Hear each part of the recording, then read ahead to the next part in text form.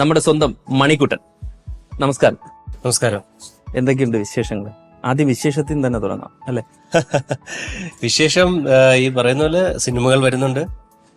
ജീവിതത്തിൽ ഈ പറയുന്ന പോലെ സന്തോഷവും സങ്കടവും എല്ലാം കൂടെ ചേരുമ്പോൾ ജീവിതമാവുള്ളൂ. അതെ, ആ സങ്കടം ഉണ്ടായാലും നമ്മൾ വിശേഷമാക്കി മാറ്റിക്കൊണ്ടിരിക്കുകയാണ്. നമ്മുടെ ബോയ് ഫ്രണ്ട്, ഈ ബോയ് ഫ്രണ്ട് എന്ന പടമാണ് നമ്മുടെ മണിക്കൂട്ടൻ, അല്ലെങ്കിൽ നമ്മളെ തിരുവനന്തപുരത്തിന്റെ സ്വന്തം അഹങ്കാരമായ മണിക്കൂട്ടൻ നമുക്ക് കിട്ടിയത്. എന്തായിരുന്നു ആ ഒരു എക്സ്പീരിയൻസ്? ഇല്ല, ഞാൻ ആദ്യം ചെയ്യുന്നത് വർണ്ണച്ചിറകൾ എന്ന് പറഞ്ഞൊരു ചിൽഡ്രൻസ് ഫിലിമാണ്. അത് ജയകുമാർ IAS ഓഫീസറാണ് ആ സിനിമ ചെയ്തത്. ഈ ഫീച്ചർ ഫിലിം എന്ന് പറയുന്നത് തിയേറ്ററിക്കൽ റിലീസ് എന്ന് പറയുന്നത് ബോയ് ഫ്രണ്ട് ആണ്. ഓക്കെ. അപ്പൊ ബോയ് ഫ്രണ്ട് എന്ന് പറഞ്ഞ എക്സ്പീരിയൻസ് എന്ന് പറഞ്ഞാൽ ഞാനൊരു സീരിയൽ ചെയ്തുകൊണ്ടിരിക്കുകയായിരുന്നു, കായംകുളം കൊച്ചുണ്ണി. ആ സീരിയലിൽ നിന്നൊരു അടുത്ത സീരിയൽ ഏതാണെന്ന് ചിന്തിച്ചുകൊണ്ടിരുന്നപ്പോഴാണ് വിനയൻ സാർ ഇങ്ങനെ ഒരു ഓഫറായിട്ട് ബോയ് ഫ്രണ്ട് എന്ന് പറഞ്ഞ സിനിമയിൽ ഇങ്ങനെ സെൻട്രൽ ക്യാരക്ടറായിട്ട് ചെയ്യാനായിട്ട് വിളിക്കുന്നത്. വലിയ സന്തോഷം തോന്നി. കാരണം സിനിമ കിട്ടുക എന്ന് പറയുന്നത് എന്നെ സംബന്ധിച്ച് ഒരു സ്വപ്നതുല്യമായ കാര്യമാണ്. അതും വിനയൻ സാറിനെ പോലെ ഒരു ഡയറക്ടറിന്റെ കീഴിൽ, ഒപ്പം ശ്രീനിവാസൻ സാറ്, യേശുദാസ് സാർ അതിൽ സിനിമ പാട്ടിൽ അഭിനയിക്കുന്നുണ്ട്, ലാലു ലക് സാർ, അങ്ങനെ ജഗദീഷ് ഏട്ടൻ, അങ്ങനെ കുറെ ആൾക്കാരുള്ള ഒരു സിനിമയിൽ ഭാഗമാകാൻ സാധിച്ചതിൽ വലിയ സന്തോഷം. അല്ല, എന്നേക്കാൾ ആഘോഷിച്ചത് എന്റെ കോളേജായിരുന്നു, MG കോളേജ്. അപ്പൊ നമ്മളെ സ്നേഹിക്കുന്ന നമ്മുടെ സുഹൃത്തുക്കളോടൊപ്പം, നമ്മളെ സംബന്ധിച്ച് ഒരു ആക്ടറിനെ സംബന്ധിച്ച് ജനങ്ങളുടെ അംഗീകാരം കിട്ടുക വലിയ കാര്യമാണ്. പക്ഷെ നമ്മൾ പഠിച്ച കോളേജിലെ ഒരു പറ്റം സുഹൃത്തുക്കളോടൊപ്പം ആ സിനിമ കാണാൻ സാധിച്ച വലിയ സന്തോഷം. അതാണ് ആ സിനിമയിൽ നിന്ന് സന്തോഷങ്ങൾ കുറച്ചും കൂടെ ഇരട്ടി സന്തോഷമാക്കിയത്. അതെ. പിന്നെ ഈ കായംകുളം കൊച്ചുണ്ണി എന്ന് പറയുന്ന ഒരു സീരിയൽ, അപ്പം അതില് കൂടെയാണ് സത്യം പറഞ്ഞാൽ പിന്നെ മണിക്കുട്ടൻ എന്ന ഒരു ആക്ടറിനെ മലയാളികൾ തിരിച്ചറിഞ്ഞത്.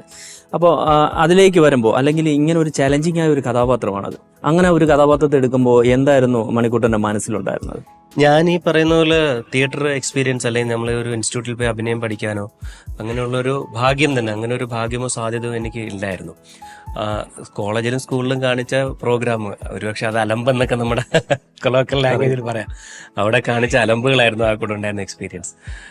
അപ്പൊ ഇതിങ്ങനെ ഒരു കൊച്ചുണ്ണി എന്ന് പറഞ്ഞ സീരിയലില് ഒരു പല കള്ളന്മാരിൽ ഒരു കള്ളനായിട്ട് തന്നെ, കാരണം കൊച്ചുണ്ണിയുടെ സുഹൃത്തുക്കളുടെ ഒരു ക്യാരക്ടറാണ് എന്നെ വിളിച്ചത്. അതെ. അപ്പൊ ഞാൻ അവിടെ ചെന്ന സമയത്ത് ഈ പറയുന്ന പോലെ എന്റെ അപ്പിയറൻസ് കണ്ടപ്പോഴത്തേന് കൊച്ചുണ്ണിയായിട്ട് വേറൊരാളെ സെലക്ട് ചെയ്ത് വെച്ചേക്കായിരുന്നു. പക്ഷെ സ്ക്രിപ്റ്റ് റൈറ്റർക്ക് കുറച്ചും കൂടെ, കാരണം എനിക്കൊന്ന് 10-250 ഒത്തിരി ആൾക്കാരിൽ നിന്ന് ഒരാളെ സെലക്ട് ചെയ്തു. പക്ഷെ അവരത് സാറ്റിസ്ഫൈഡ് ആയിരുന്നില്ല. അവർ വെച്ചാൽ ഷൂട്ടിങ്ങും തുടങ്ങിയായിരുന്നു. എന്നിട്ട് എന്നെ വെച്ചിട്ട് അതിന്റെ 2-3 ഡയലോഗ് പറഞ്ഞു വെച്ചു. അപ്പൊ ഞാൻ കൊച്ചുണ്ണിയായിട്ടൊക്കെ കാരണം ഈ കൊച്ചുണ്ണി സീരിയൽ തുടങ്ങുമ്പം എല്ലാവർക്കും ഓർമ്മയുണ്ടോന്ന് എനിക്കറിയില്ല. കാരണം കൊച്ചുണ്ണി വരുന്നു എന്നൊക്കെ പറഞ്ഞിട്ട് അപ്പൊ പലരും ചോദിക്കുമായിരുന്നു, എനിക്ക് ചെറിയ അഭിനയമൊക്കെ ഉള്ളതുകൊണ്ട് എന്റെ കൂടെ ഇനി നീ എല്ലാം തന്നെ കൊച്ചുണ്ണി എന്നൊക്കെ ഇങ്ങനെ കളിയാക്കിയൊക്കെ ചോദിക്കുമായിരുന്നു ഫ്രണ്ട്സൊക്കെ. അങ്ങനെ ഒരു ഭാഗ്യം. അപ്പൊ ഞാൻ ദൈവം, ഇനി എന്റെ പേരിലായിരിക്കും കൊച്ചുണ്ണി. അങ്ങനെ ഞാനതിൽ അഭിനയിച്ചു.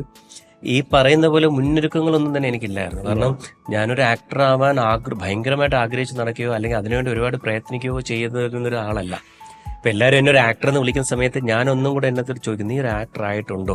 കാരണം ഞാൻ എന്നെ തന്നെ ഒരു ആക്ടിങ് സ്റ്റുഡന്റ് ആയിട്ടാണ് കണക്കാക്കുന്നത്. കാരണം അപ്പൊ കൊച്ചുണ്ണി സമയത്ത് അങ്ങനെ യാതൊരുവിധ ഭയങ്കര സംഭവം ആവണം, ഭയങ്കരമായിട്ട് അഭിനയിക്കണം, അങ്ങനെ ഇരുന്നില്ല. അങ്ങ് ചെന്ന് അവരുടെ കൂടെ അങ്ങ് ചെയ്തു. പക്ഷെ അതിലാണ് ഈ സ്ക്രിപ്റ്റ് റൈറ്ററും ഡയറക്ടറും അവർ പറഞ്ഞു തന്ന കാര്യങ്ങൾ.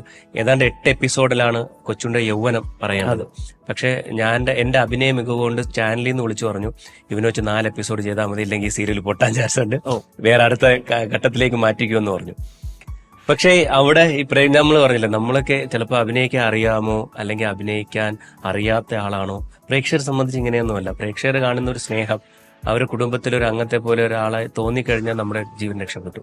ആ 4 എപ്പിസോഡ് കണ്ടിട്ട് റേറ്റിംഗ് കുറച്ച് കൂടി. അപ്പം ചാനലിൽ നിന്ന് വിളിച്ചു പറഞ്ഞു ഒരു 10 എപ്പിസോഡ് ആക്കാൻ പറ്റും. അങ്ങനെ 2ാമത് 10 എപ്പിസോഡ് അഭിനയിക്കും. ഞാൻ എന്നിട്ട് വീട്ടിൽ ചെന്നിട്ട് ആരും പറഞ്ഞില്ല ഞാനാണ് കൊച്ചുണ്ണിന്ന്. ടെലികാസ്റ്റ് ചെയ്തപ്പോഴാണ് എല്ലാവരും കൊച്ചുണ്ണി എന്ന് പറഞ്ഞ് അറിഞ്ഞു തുടങ്ങി. അങ്ങനെ അളിയാ 4 എപ്പിസോഡേ ഉള്ളൂ. അല്ലല്ല, പിന്നെ അത് കൂടി തുടങ്ങി. ഏതാണ്ട് 300ഓളം എപ്പിസോഡ് ചെയ്തിട്ടാണ് ഞാൻ പിന്നെ തിരിച്ച് വീട്ടിലേക്ക് വരുന്നത്. 8 മാസം കഴിച്ചിട്ടാണ് പിന്നെ വീട്ടിലേക്ക് വരുന്നത്.